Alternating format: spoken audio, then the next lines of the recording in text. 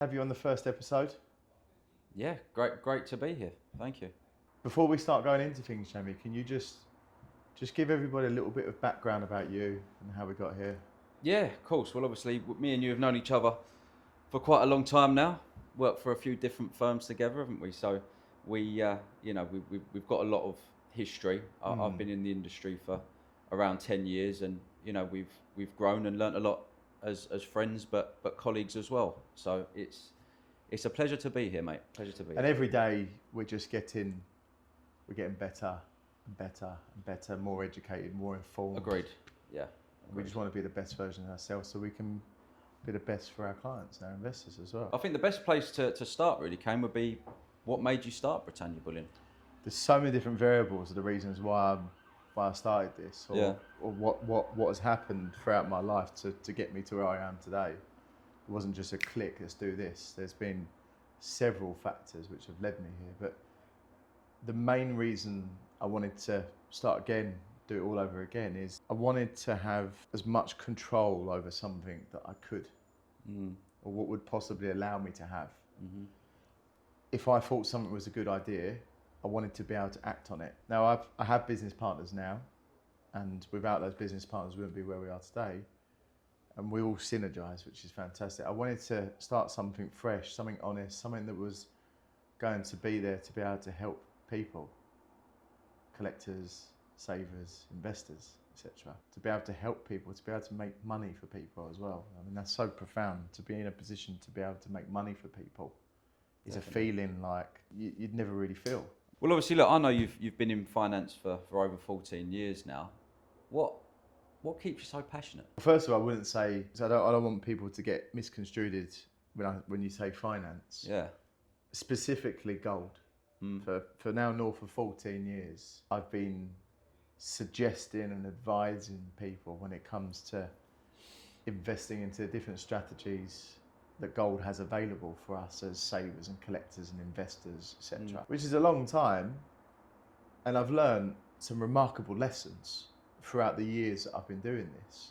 And those lessons that I've learned, no matter how horrifically bad they've been or how brilliant they've been, what we're trying to do, as you know, is implement those changes no matter how minor or major they are. So it's reflected in the customer service that we give people. Where do you see gold going in the next 5 years? Great question. Get asked this all the time. Yeah. So do you. Yeah. I haven't got a crystal ball. I don't know where gold's going to go. We can look at the facts, we can look at the figures, we can look at the suggestions coming out of tabloids and media and governments and institutions and central banks. But in a simple form, I really do believe, very fibre in my body, that in 5 years' time, we're going to be looking at the gold price and it'll be over £10,000 an ounce. And at the minute, if we look at gold, an ounce of gold has just surpassed, last time I looked at it today, was 3,160 odd pounds. Numerous all-time highs. Numerous all-time highs. It's been over 40 all-time highs this year. all-time highs in 1 year. It's insane. Mate, it's great, and I think what we do on a daily basis is compare it to other strategies out there. And I mean, in your opinion, is there anything else out there that even comes close to gold in terms of not just the growth aspect, because there's obviously other options for growth, but in terms of having a foot in both camps, safety and growth?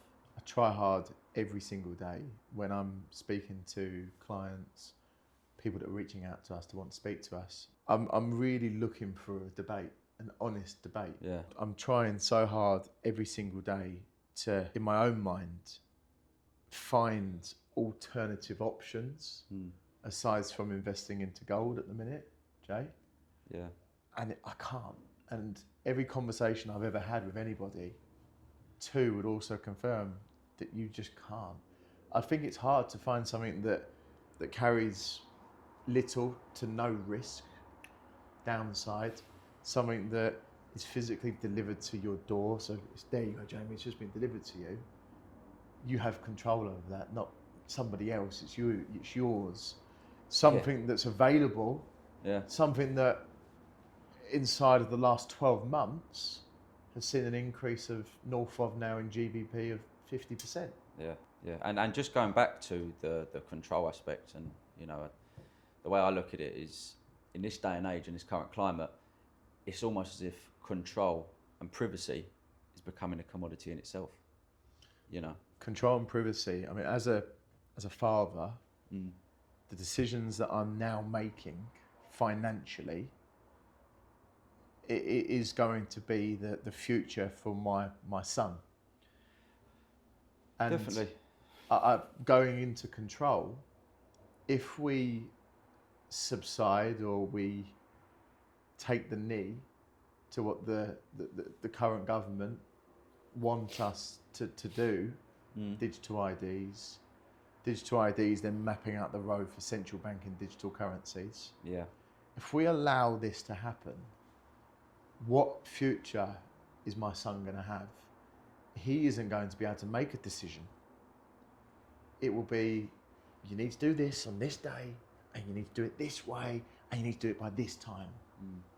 And for me, that isn't something that I want to contribute towards. No. And that's why when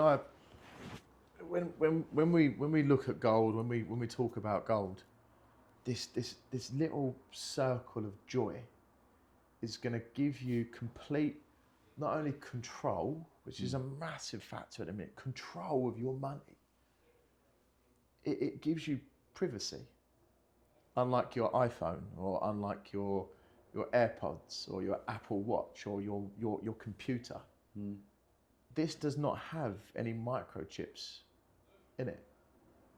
It's raw physical gold. You can't track it, trace it. Well, this is it. And when central bank digital currency does come into play, it's not if, it's when. Yeah, now, I agree. in this current climate, this will be the last physical currency that you can hold, right? The last physical currency in your hands that's not a number on a screen or a digital centralized currency. Gold has, you're right, gold has always been the only form of currency, gold and silver, okay? Everything else is debt, credit, binary code. When we look at the current financial system sitting on fiat currency, fiat currency used to be backed with gold. Now it's backed by nothing. And the fact now that fiat currency is backed by nothing should really tell everybody that sooner or later it's going to go to zero. Every fiat currency ever created has always gone to zero. And there's no difference between the euro and the dollar and the yen and the pound. And Yeah. Well, the last 20 years, say, the pound's devalued, 50%? The value of gold in that same 20-year time frame, over 1,000%. Yeah, it's phenomenal. You know, what would you... The fiat currency and paper money is supposed to be a store of wealth. You know, you keep money in a bank and you expect it to be a store of wealth in a bank, right? Years ago you did. Years ago. That's not a store. A store of wealth can't devalue 50% in a 20-year time frame. It's not a store of wealth, is it? Precisely. A real store of wealth is something that can't be printed on a daily basis. Has a rarity to it. A finite volume that will show sustained steady growth over time. Absolutely. And if you look at the history books, it's gold. So whilst everybody's sitting out there and they're flapping and they're getting worried about, is my bank still there? Yeah. Jane, the bank's going. That's a conversation I've had with a lot of my clients over the last couple of years, is that their high street bank is now no longer actually there. I mean, the distance I have to travel now for my local branch, I can't remember half an hour now? I used to have one at the top of my road. I can't remember the last time I went into the bank. No, or you call up and you're on hold for half an hour and you speak to someone that doesn't want to talk to you. And it's not the service we used to get. I think it's the general consensus. I remember when I was a youngster, so I'd go stay with my nan and granddad every Friday to every Sunday. Yeah. Right? And he lived in Rochester. And me and my granddad and my brother would go into town every Saturday morning. We'd go for breakfast for a fry up, he'd go in the bank, do his check-in and all of his books and accounting or whatever he has to do, speak to his bank manager. "You all right, John? How are you? You went down to the pub the other night, were you? Did you see what happened in that football match?" That's how it used to be. Yeah. Now these are the times when one would be able to put money into a bank and earn a relatively healthy level of return with very little downside risk. The world's changed, and I think it's so important that now people are changing with that world as well. And if they're not, Jay, my fear is they're going to get left behind. But what does getting left behind mean, though? You know, break that down. What does that mean? Sorry, let me rephrase that. Perhaps not left behind was the right vocabulary for me to use.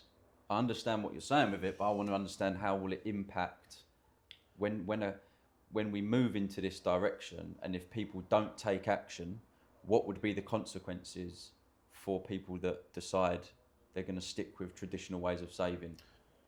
Great question, and I'm going to share. Let me share with you now my personal opinion. This is in no way a guarantee of what's about to happen. This is just the way that I see the world and all of the stumbling blocks that are in front of us, which I study quite a lot every day, 7 days a week, 365 days a year. I don't stop. This really is an opportunity for us to make a lot of money and to actually protect what we've got. What I believe is about to start happening is people are going to start to get scared. They already are. They already are. We're now in a period of time like we've never seen before from multiple corners of the earth where leaders of countries are talking about conflicts in a way that we have not heard in several decades now. Right? It's crazy. What I think is going to happen is, so we know that the US dollar, the number one reserve currency to the world, tier one asset, which I really don't like saying tier one asset because it defeats the objective of tier one. A tier one asset is something that holds 0% counterparty risk. Precisely. And how many dollars are being printed on a daily basis? You can't say that for the dollar, right? Yeah. So it's a contradiction, the tier one asset thing. What I believe is going to happen is people are going to start seeing the volatility. The retail market has not even joined this party just yet. We're still waiting for them to join, and when they do, it's going to be biblical. It's those people, Jay, that are going to be running to their banks to try and rip their money out of the bank and be told, no, sorry, your money's not there. And that's before the bank disappears completely. So what I think is about to happen is the bank runs are going to start. People are going to be trying to de-invest their money from their more conventional investments and saving methods, right? They're not going to be able to. The government are going to say, we're really sorry, your high street bank, I'm not going to give any names, but your high street bank has just gone under and into liquidation. Your £100,000 that was in your bank account is now no longer there. It's not there. Or a binary code's always there, isn't it? It's in ones and zeros. It means nothing. It's backed by nothing. But what I'm trying to say is, you can't access it. That's it. You can't access it because that business, the money which is being held by that business, is now in liquidation, right?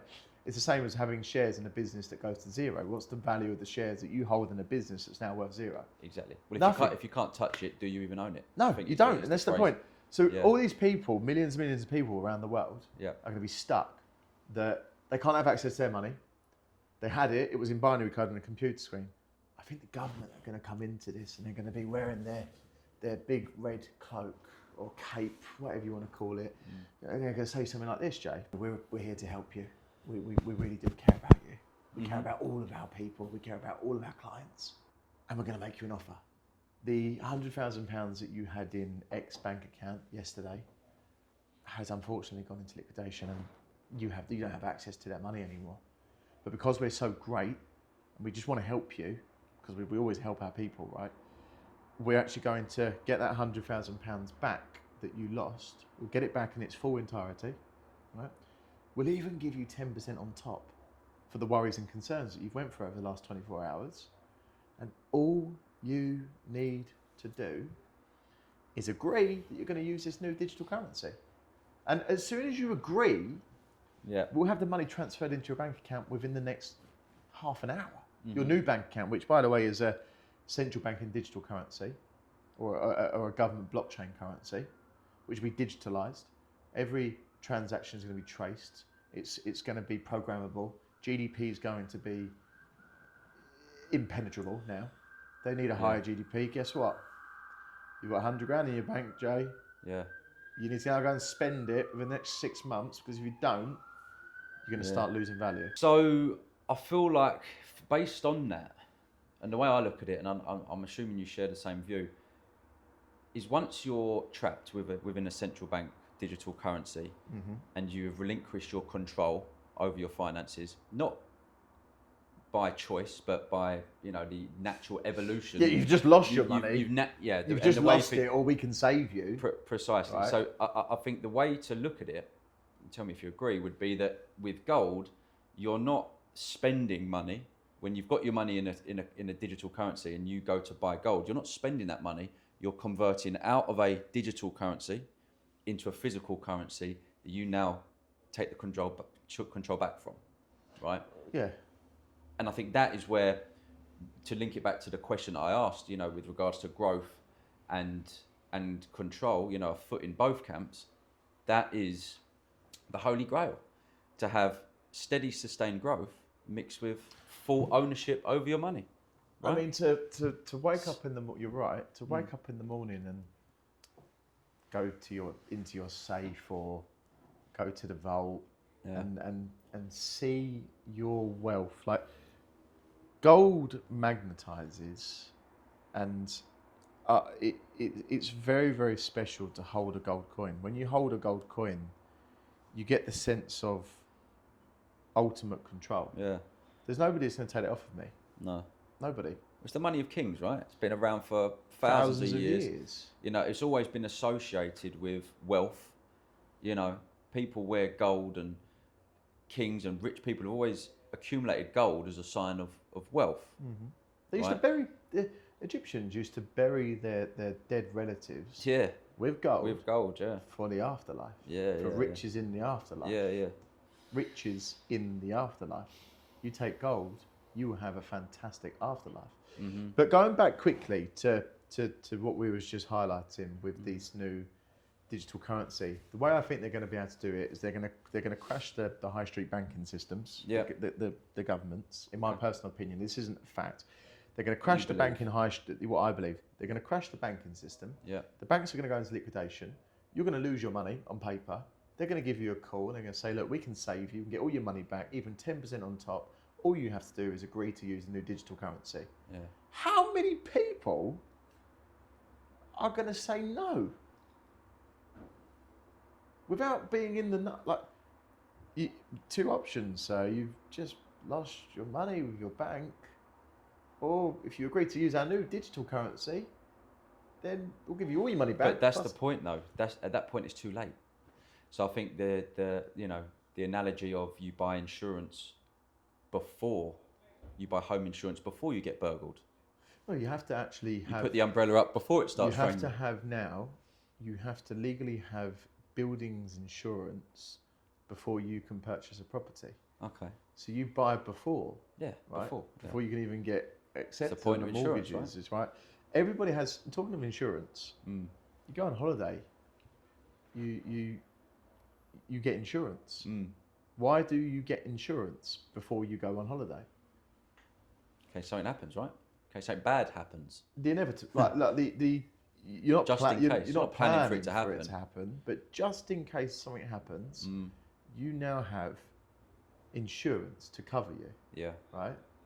You have, before you can legally drive a car, you have to have car insurance. I know a lot of people don't drive with insurance, whatever.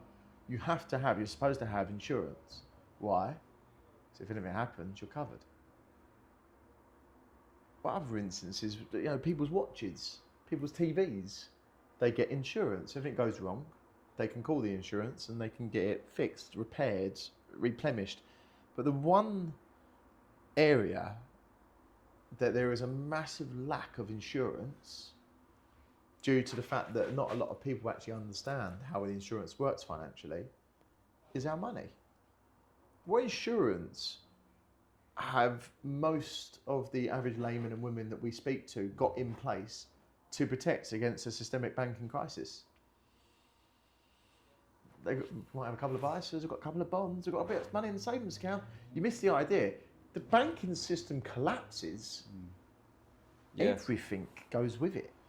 Well, we're creatures of habit, right? And people are conditioned to leave money in a banking institution. Unfortunately, the world has changed, and I think people are starting to wake up. And if you look around at different options for financial insurance, there's not really much out there. There's not a lot. There's not a lot. So, I think this is why now, especially with all of the uncertainty with the wars and, devaluation of paper currency, high inflation, etc., there's not much out there that you can hang your hat on to say, I believe in this product. I've got a track record of this product working, and I know that if all else fails, I agree. Yeah. It's going to be in front of me. It's going to be in my hands, right? It's there. It's in my hands. There. And if I ever need to sell back into fiat currency because I need, something goes wrong, it's there. I'll liquidate. So look, Kane, if I was to buy gold from you, what would separate your service from everyone else out there on the market? So first of all, I'd say to you, I don't know if you should even work with me at the moment. We need to understand each other. I've got the easiest job in the world, understanding where you are compared to where you want to get to. We then will fill that void. But the USPs, I suppose the factors are, which I've worked a very long time to be in a position now to be able to actually implement to an investor, to a saver, to a collector, is when you're purchasing gold, loose gold coins, our focus is not on making money with the loose gold coins. Our focus is supplying an asset to our investors that gives you instant accessibility for when you need it. We will buy the loose gold coins, the more affordable gold coins, back from you as an investor at 98% of the spot price of gold on the day that you choose to sell them. So it gives you liquid accessibility. Now, when it comes to investing into certified gold, which is a longer term strategy for collectors and for savers and investors, my difference is how we're raising the gold standard. We will only ever suggest that you purchase an MS67 and above. So there's something called a Sheldon scale, as you know, which goes from 0 to 70. It's only 60 and above the top 10 grades, which are then classified as mint state. Now, we understand our secondary market. We understand where the demand comes from the secondary market. We're dealing with people, collectors that are calling in every single day asking us if we have this coin, this coin, this coin, right? We know our secondary market, hence the reason why we advise our investors or suggest to our investors or savers or collectors that it's MS67 and above. We know what we want to be able to buy back from you, because at the moment, the hat you have on is you are investor. We will be asking you to take that hat off, where you are now going to be acting as a supplier for us, for the company that now knows there's a secondary demanded market, but just cannot get the stock because it's no longer available. So you supply that back to us. So you're applying the best. We only advise MS60 and above, okay? We will beat the market's average across our top 3 competitors. So you make sure as an investor, as a saver, you are getting the best price. Everything that we suggest that's certified, and as well as more affordable, the loose gold, is available for immediate delivery to your door, guaranteed inside of 3 working days once your assignment has been paid for in full. We will only ever suggest to you as an investor, a saver, a collector, to invest into something that is capped on production levels, ordinarily 10,000 and below. So you know you're getting that finite availability as an investment, as a collection. Mm-hmm. And I suppose it comes down to, and this is linking back to the question, the initial question I've asked you, it comes down to understanding the specific client, right? There's a specific type of clientele that would benefit from these specific coins. Mm-hmm. It's not a one size fits all, no. And it comes down to building a relationship to understand what the best strategies are to put in place for every client that comes on board. Everybody's different. Everybody's different. There's not 2 clients that are the same. Everybody's different. For example, so I'm in a conversation with a client earlier on, and the best analogy I could have given this client at that point in time was, if you had picked up the telephone and you had come to me and you had said, Kane, I have just got my retirement, my pension, I've just taken it out, etc., etc. I have £100,000 of liquidity in binary code, ones and zeros in the bank. Yeah. But just so you know, that's everything I have to my name. Mm-hmm.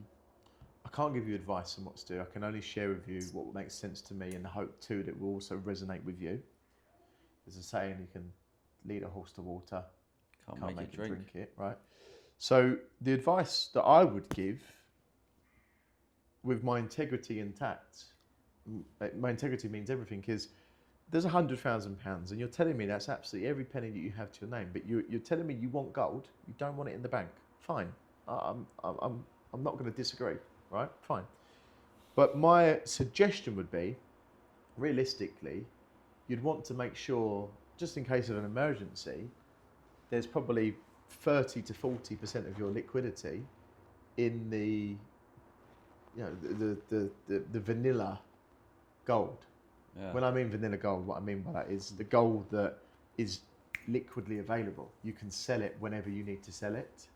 So it gives you your instant access. Like people keep money in ISAs and savings accounts, etc. People keep their money in there because it's instant access. So they think. It's instant access. One of how long. The same as with the cheap gold, with the loose gold. It's the more affordable gold. It's the closest to spot price. It gives you instant accessibility when you need it. And then the remainder of the funds that we can specifically focus on the flight of capital growth would be the suggestion of certified coins. But not just any. It has to be a coin that's production level is below 10,000.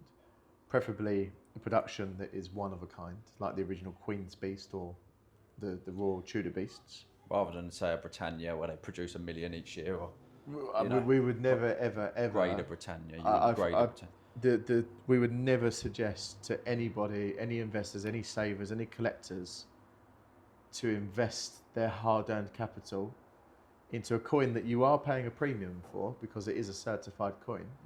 There's no secondary market, though, right? There's no secondary market. Or Britannia, where they're making hundreds of thousands of them, millions if not, per year, every single year. Yeah. At the moment, it's drying up because the Royal Mint can't get gold. But I'm not going to advise somebody to put their hard-earned money into a coin where they're paying a premium to get it uncirculated, certified. When we come to sell and they're saying, right, okay, Kane, I want to sell your gold. Yeah, it's hard. It's just not the right. It's just not the right strategy. The secondary market, there isn't a collector that goes, you know what, I really want to get a 2018 gold Britannia. Yeah.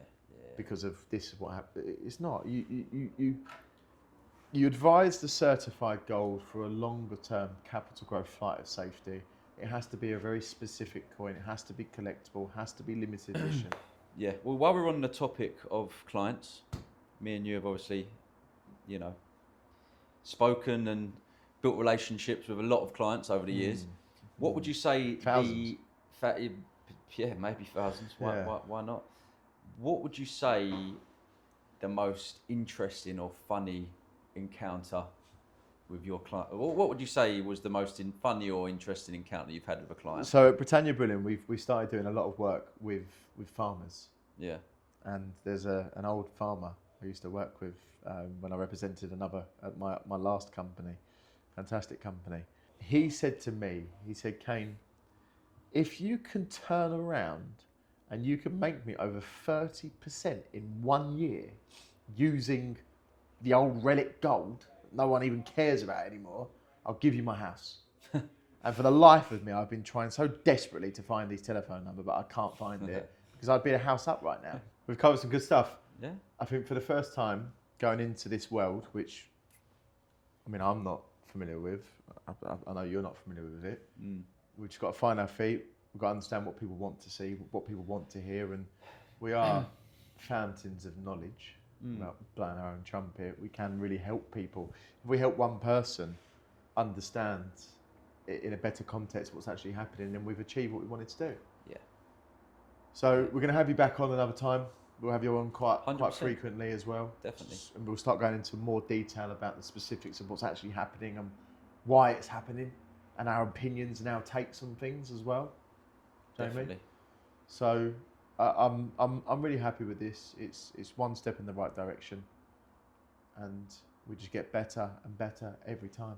Agreed. London. Thank you, mate. Cheers. Pleasure, mate. Thank you I hope very you've much. all enjoyed this, and we'll see you next time.